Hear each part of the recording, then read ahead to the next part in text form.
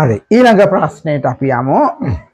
පහත අවස්ථාවේදී හායිත පෙදෙසේ පළලට කුමක් සිදු වේද?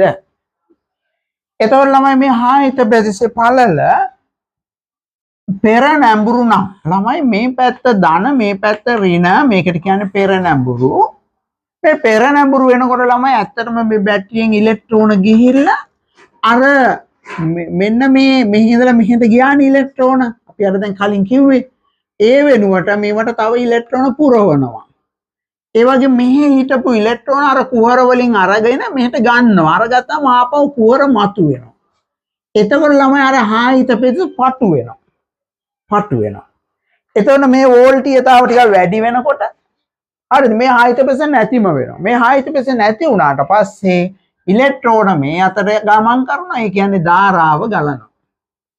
හරිද? එහෙනම් ළමයි පෙර නැඹුරු වෙලාවේදී හායිත පෙදෙස අඩු වෙනවා. අඩුවේ. එහෙම නැත්නම් ළමයි ඒක නැතිම වෙලා යනවා. නැති වෙයි. දැන් පසු නැඹුරු කරලා බලමු. මේක පසු නැඹුරු කළාම ළමයි මේ පැත්ත ඍණ මේ පැත්ත ධන කළොත් තමයි මේ තියෙන ඉලෙක්ට්‍රෝනත් මේ පැත්තට ඇදිලා ගිහින් මේ හායිත පෙදෙස තව ලොකු වෙනවා. ඒ නිසා හායිත පෙදෙස පසු නැඹුරේදී වැඩි වෙලා යනවා. හරිද?